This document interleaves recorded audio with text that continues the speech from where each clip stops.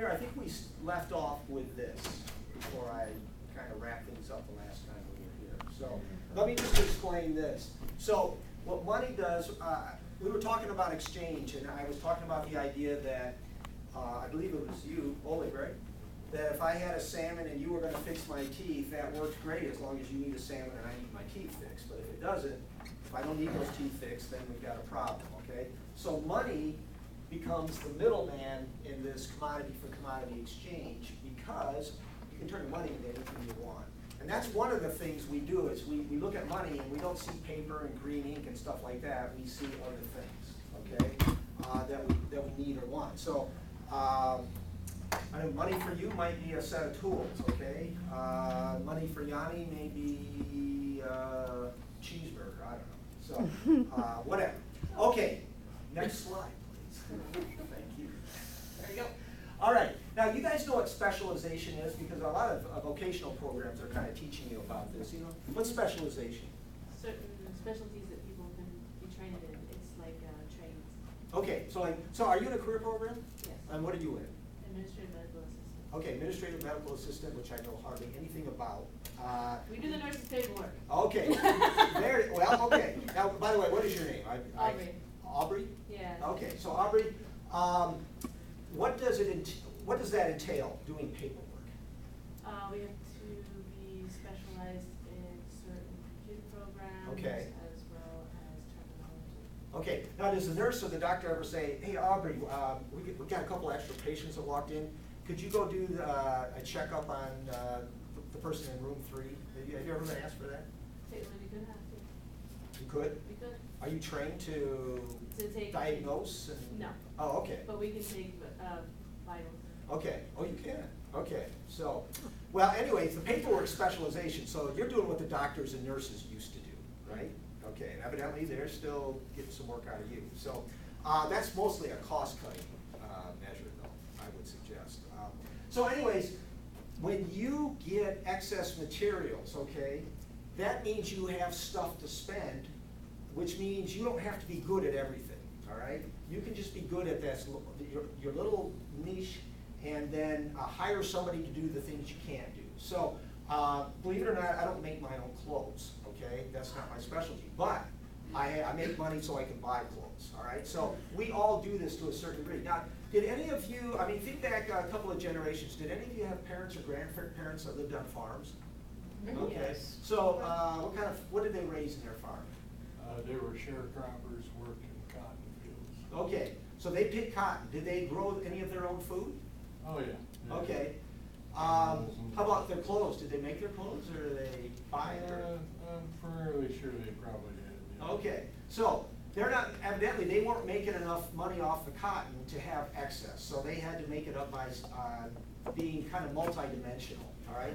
So that's what that whole series is in. So you're gonna recreate dentures, right? That is a specialty that takes a special skill.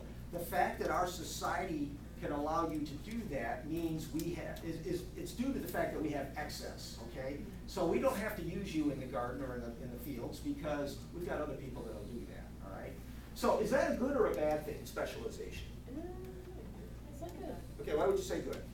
Good because it gives more opportunities for certain jobs. Okay, sure. How about you? What's your name, by the way? Sarah. Sarah. Sarah, what do you think? Well, I mean, you can see it as kind of like a double-edged sword. It just Okay. depends on who, because if you have specializations, then you have almost like these like little niche markets for it. Mm-hmm. But then you also lose kind of like this basic foundation where people should start off from and then work their way up. Okay. And then it kind of turns into like this inverted triangle where they start from like very specific and try to work out broad and just doesn't Okay. work out. Yeah, I can see the logic in that. The other, I don't know if you want to call it a problem, is you lose your independence in a lot of ways. Okay?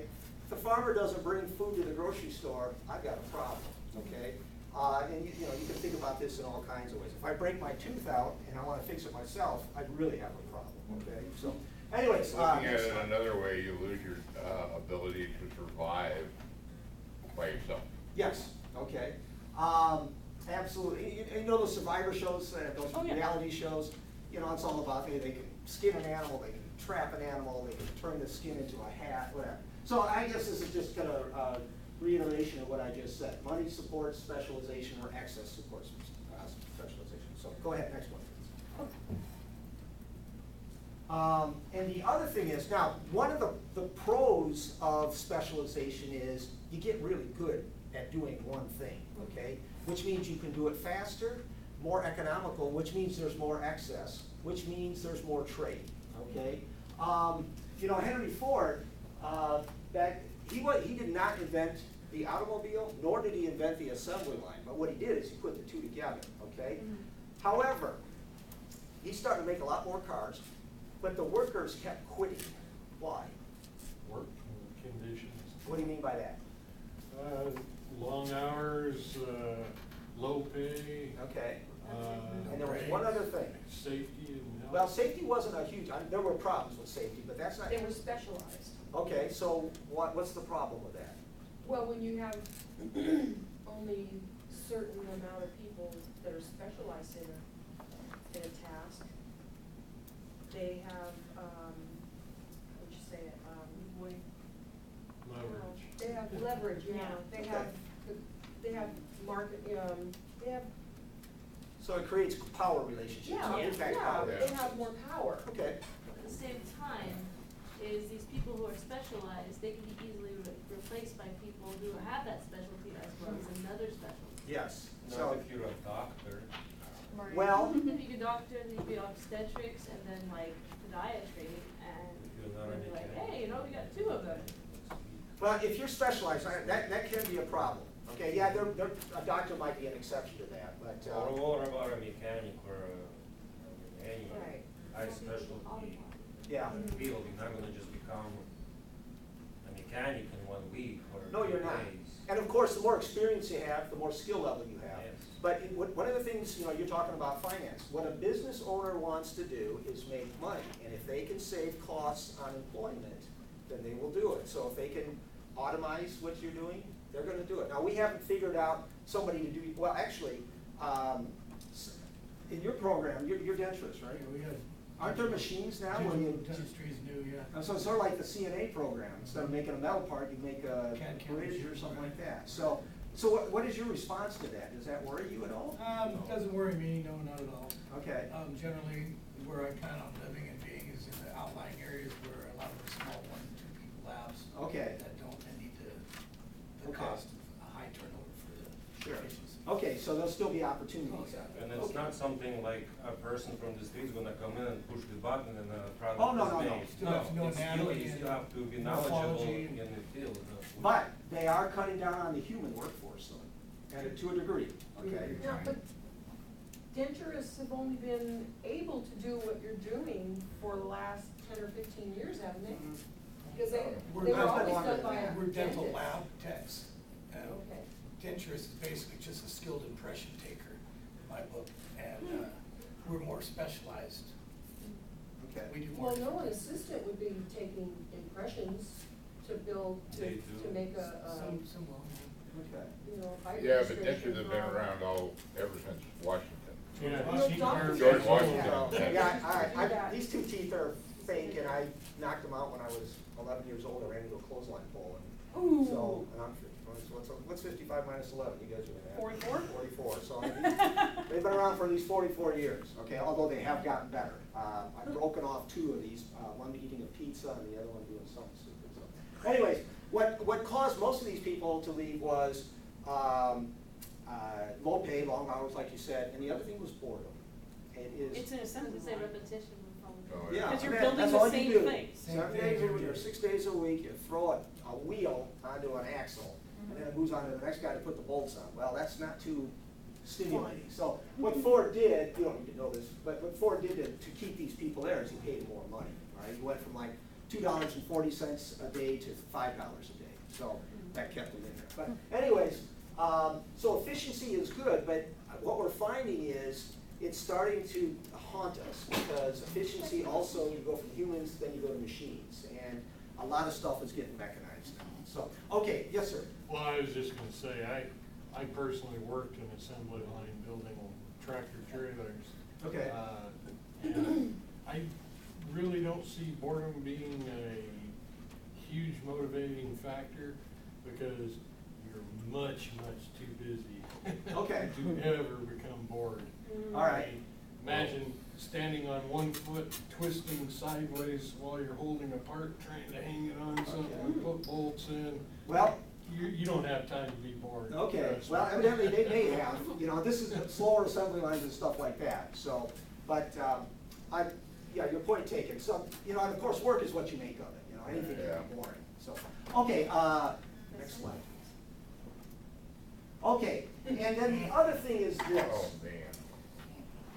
What is evolution? Who can describe evolution?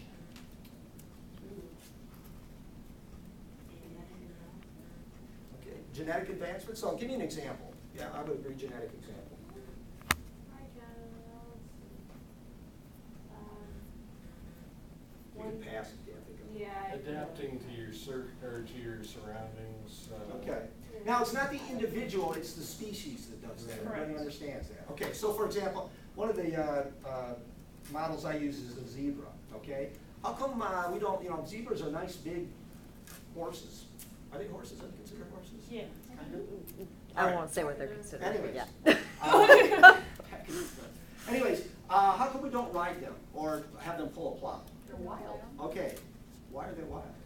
Because we haven't domesticated them yet. Okay, Oh. well, They've never But- been domesticated. they've never been domesticated. And what some people would say is this, you know, they live in Africa. What is what are their dangers in Africa? Everything. Okay. Lions. Cheetahs, Literally lions. Okay, everything. so let's go with cheetahs and lions, okay? Right. So it's the zebras that are, you know, kind of nervous, kind of, they don't trust anything, that are running off at the first crack of a twig that survive and have kids. The curious ones, oh, look at that kitty cat, and they walk over there and then it eats them. Those are the ones that die, okay? Stupid ones. Yeah, well, stupid may not be the word, but, you know, not careful enough, not afraid enough, okay? Anyways, That's it. money is part of this, and I should have been better about this, I was telling Emily, when I introduced this topic. So, in history, we talk about modernism and postmodernism, okay? Does anybody know what those two terms mean, modernism and postmodernism? Okay, well, they're time periods, but, and I don't know exactly when they start and when they ended, but I would say postmodern was probably post-World War II. It doesn't start on one day and say, oh, we're all postmodernists now, okay? But modernism is the idea, during that era, it's about putting things in categories, okay? So, what's a category? It basically means this is different than this. Okay, so when we put something in a category, so, I don't know how many people we got in here, 3, 4, 5, 6, 7, 8, 9, 10, or-ish, 9 or 10. Okay, can you categorize the people in this class? What's one way you can categorize them? Have Male and male, have female. female. Okay, males and females, okay? So what we got are two categories where these people have similarities and these people have similarities, okay? That doesn't mean these two lack similarities, but a defining similarity is the gender, okay? So that's modernism, and it's sort of like everything's got a clear-cut, understandable definition. We put this here, we put this there. Okay, now postmodernism is questioning these things, okay? And so for example, let's talk about gender. When I grew up, if somebody said, who's the males, who's the females, I would say, well, you know, you pick them out. And how do we define this group from this group? Their appearance, Okay, what do you mean by that? the way they look, the way Okay. they dress, the way Okay. they talk, the way Masculine they. versus feminine. Yeah. Yeah. Yeah. All right, but what does that mean? This is what a postmodernist does. What does gender mean? So, for example, you're dressed, Yeah, I was gonna say now. you know, if I was to go, except for maybe your shoes, I'm not sure too many guys who wear those shoes, but the rest of your clothes, I'd say, well, that's male decorum as far as I'm concerned. Okay, I'm not offending you. No, no, no, Okay. not at all. So, is it really dress that defines whether we're male or female? Before, I mean, guys are wearing kilts now, right? Well, I mean, they always did, but now it's coming, becoming Okay. popular. it's like we live in Las Vegas. All right, You so, know, so anything is there, else? what's another way we can define The gender? biological, Yeah, physical repro- makeup of a human being. Reproductive organs, right? So that's what's it, well, you know, these guys, that's you know, the sperm and this is the egg, or whatever you wanna call it, okay. But is that really true? And what postmodernists Not say anymore. Now there's is, surgery. well, but what they'll say is this, you know, masculine used to have this definition, strong, you know, go out and you know, usually applied to men, go out and protect the family and earn, you know, bring home the bacon and all that stuff, okay? But we don't really fit into gender roles anymore. For example, I did most of the cooking in my family, okay? So, yeah, there was a time, ladies, you would have been at home, you wouldn't be in Yeah. school, okay? So what postmodernism does is it says, is the definition that we have for this object really true, or is it a product of our culture, or is it in our imagination? And what I want you to think about is money. I'm trying to show you another way to look at money, because when you are doing finance, okay, and I'm not sure exactly what finance entails, I have an imagination, I think I know, but I'm sure it's a lot more sophisticated than I think. You are guessing that finance has a logical set of steps, okay, and that's what math is, right? Isn't math a lot about logic and rationality? But the math, I'm not saying the math is irrational, but it is trying to describe something that is irrational, okay? And let's have the next slide there, please. Okay. Oh, and here's part of the irrationality, okay? You guys are familiar with the love hormone, right? Oxytocin? It's Okay. nature's way of tricking us into mating. Okay, and doing other things, okay? But when you think about money, the perception is that we are, actually go to the next slide, please. And, okay, I'm gonna get back to this other one. In, oh gosh, let me see. I'm trying to give this the right context. When we use money, money is part of the evolutionary process, okay? What we try to do in evolution is use tools to control our environment sometimes, right? So because of tools, we've been able to kind of work our way around evolution. So for example, I've had surgery that may, you know, if 100 years ago, I probably would have died, okay? But now I had the surgery, I'm alive. So evolutionary, this weakness in my system shouldn't be passed on, but it will be because of medical science, okay? This is just a little side note. There's a guy that wrote a book, his name is Michael Pollan, The Botany of Desire. And he says, actually, plants, instead of us manipulating plants, you know, you've heard of GMOs, right? Yeah. Okay, so that's where we're trying to create drought resistant, that's what drought resistant plants that are immune to certain insects. He actually says it's the plants that do that to us, okay? So he looks at 4 plants, apple, and apple gives us sweetness, right? The tulips, they give us beauty, or, you know. Potatoes, they give us carbohydrates and taste. And then he also does marijuana, which gives us intoxication, right? So what he is saying is the species of plants actually form themselves in certain ways that cause us to want to keep developing that certain thing. So again, this is a kind of a postmodernist thing, because the modernism was, no, the humans control everything. But this guy is arguing, well, we control some things, but sometimes the environment controls us. We just don't understand that. Okay, so go ahead and see the next one, please. I always told we adapt to our environment. Okay, yes, Like but we learn from our parents a certain way. well, we do that, but sometimes, this guy's arguing, sometimes the environment uses us like we use the environment. So it's just a theory. I'm not saying it's true, but it's pretty Let's common. give a goosebump. Okay, so Story. last thing I want to talk about is, pretty close to last thing, is money in the brain. Okay, and this is where it gets irrational. Okay, so you know, for example, what makes you happy? Independence. Independence. Do you ever do things, do you ever behave in a way or take actions that actually defeats your efforts to be independent? Do I take action? Yeah, do you ever do things on purpose that cost you independence? No. You don't do anything that occasionally costs you your independence?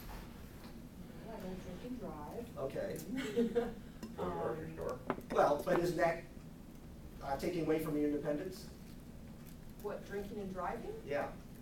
No, I I'm not wouldn't saying it's call that right. Don't get me independent. wrong. That's kind of stupid. Well, I'm not disagreeing, but that does take away from your independence to a degree, right? When you break it right down. That means certain times you've told yourself, I can't drive, right? Yeah, I Okay, see so, where you're going with that, yeah. all right, so next slide, please. There is in economics this thing called Homo economicus, okay, which is the economic man. And this is the idea that we all know what makes us happy. And of course, money makes us happy, or at least it's a tool to get what makes us happy, okay? Now, what the believers of this theory say is that humans know that they can identify their happiness, and they will take actions that will increase the level of that happiness, okay? And you can bet the bank or bet the farm on that. That will happen every time, That's why we're all here in school. okay? Because we wanna make more money, we wanna have stability, we wanna be happy. Okay. Is that a new choice, or has that been one that's been going on a long time? Oh, it's been going on. Okay, so, what these people would say is, that's all you do, is you work toward the happiness, whatever that is. And of course, we all have different ideas of happiness, okay? So, go ahead to the next slide, please. And what we find is, this really isn't true. We actually work against our own best interests, right? Now, I'm gonna give you an example. It's kind of a roundabout example. This is a guy named Wilt Chamberlain. Some of you older folks may remember him. One of the best basketball players ever. In 1962, he set a new NBA record. Do you know what that was? Jumping 3 feet. No. Okay, he scored 100 points in one game. I doubt that will ever be broken again. Okay, now, one of the reasons why he scored so many points in that game is because from the free throw line, he shot something like 87 to 88%, which is pretty good, okay? Now, you guys watch basketball ever in your life or played basketball? How do most people shoot a free throw? Who can give me an example? Overhand. Kind of like this, all right? And, but he decided not to do that, okay? So, next slide, please. What he did in that game, he shot it granny style, okay? Yes. Rick Barry was one. He did it before Rick Barry, but there's a little twist. Okay, this is him, you know, when and he turned out to be a really good free throw shooter. But a little bit later, he stopped, and he started shooting like this again. And he went from being a 70, 80% free throw shooter to being, shooting this way, to being below 45%. So, you know how you defend a guy who can't shoot free throws? Foul. You foul the hell out. I don't know if you guys remember Shaquille O'Neal. That's how they played against him. They call it Hack-a-Shaq, okay? So, so the question becomes, it's in his best interest to do it this way, right? He's gonna score more points, he's gonna make more money.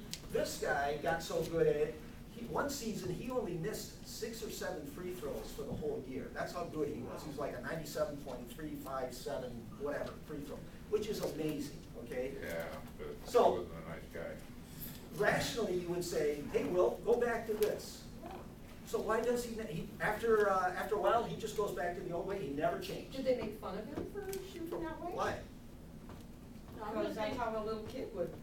Okay, or an old lady Or or a something like that. woman. Yeah, that's He exactly put out the muscles. why he stopped. He actually wrote it. He says, I felt like I was a sissy. That's something like that. Okay, use the word sissy. So he ends up going against his own best interests. He's not taking a rational, I mean, this guy, they called him a sissy also, but he didn't care because he Yeah. was making all these free throws. He said, you call me whatever you want. He And he said he was got signed so many he times. started shooting like that in college, maybe his senior year in high school.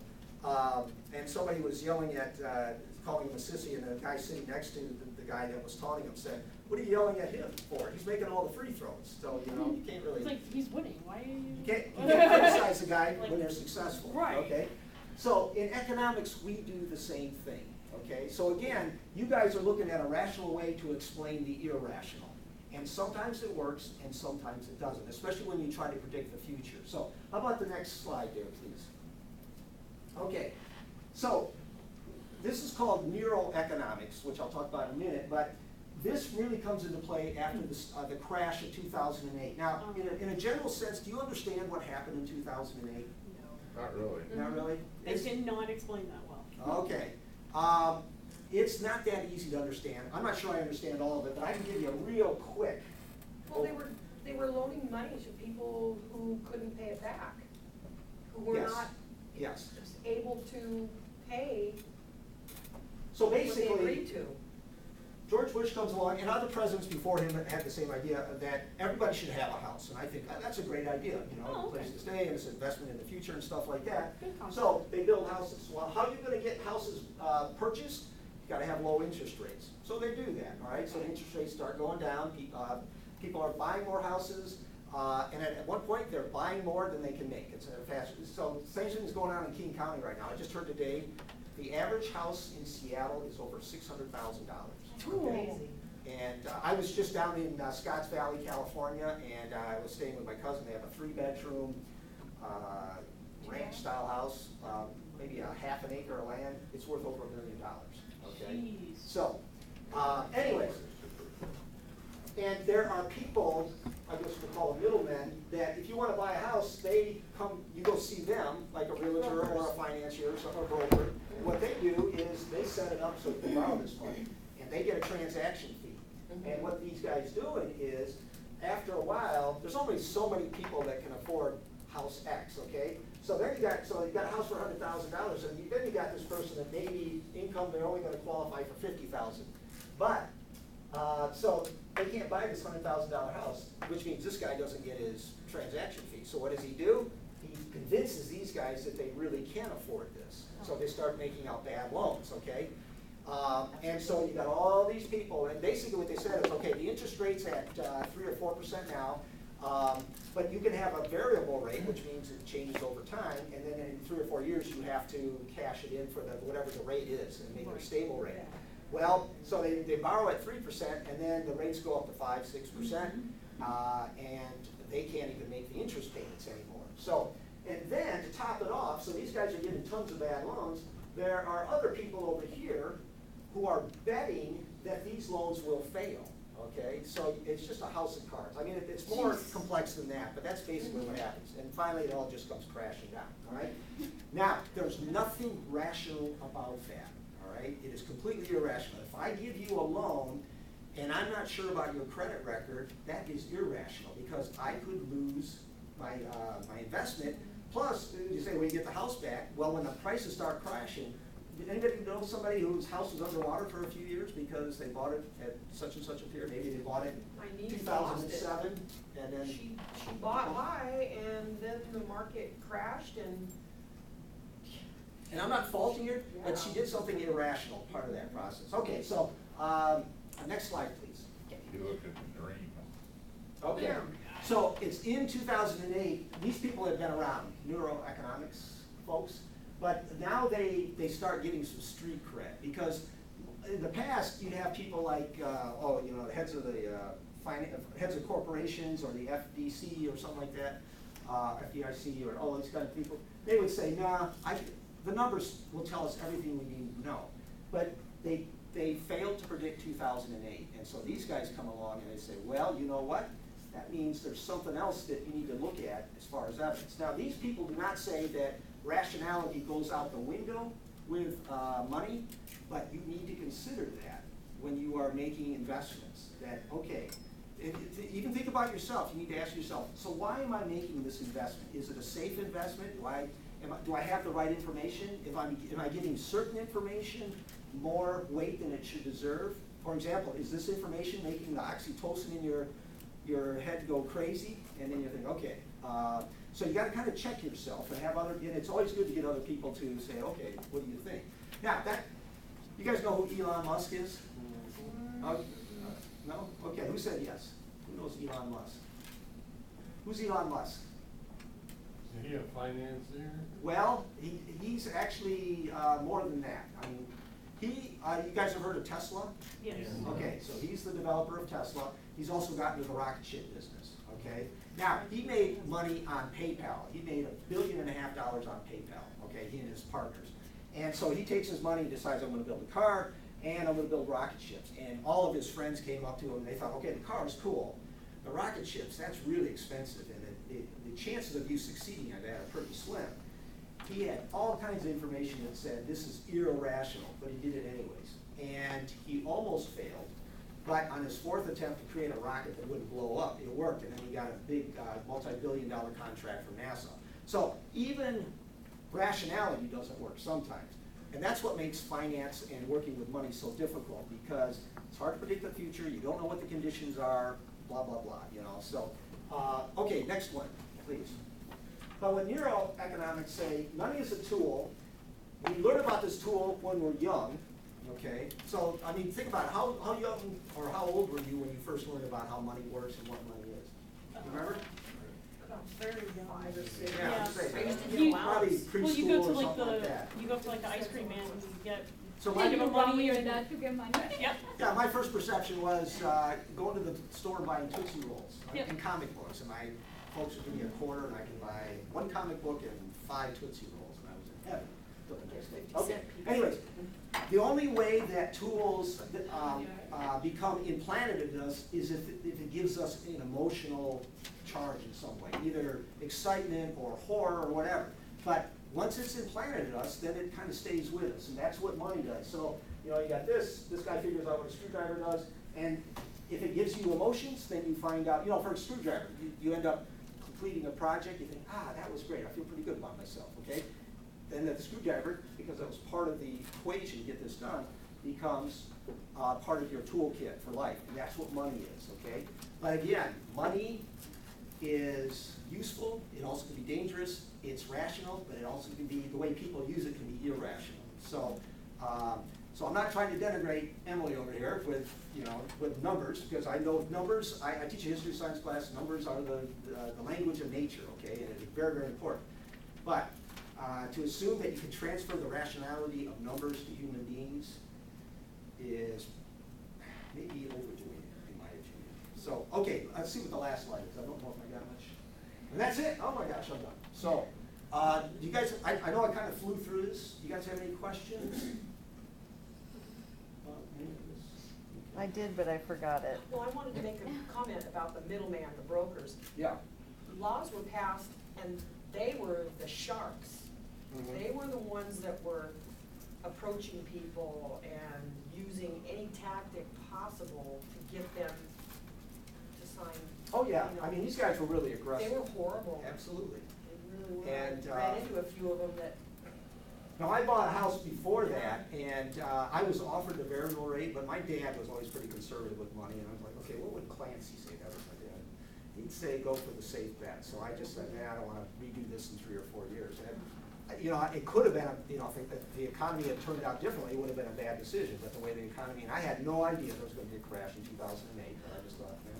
well, back in the 80s, they were selling mortgages that were called graduated payments. Mhm. So for the first 5 years of your mortgage, nothing went to the principal. It was all interest. Yeah. So you ended up owing more money at the end of 5 years than when you When you bought the started, house yeah. initially. Because the interest keeps going, so. Mhm. Anyways, it's a fascinating topic. There's cultural implications with money and all kinds of stuff. So, so I'm not, everything I told you today is just ideas about this, and, you know, in 20 years, some of this may be disproved. But I think it's important to be aware of that, you know, even with your own personal finances, so.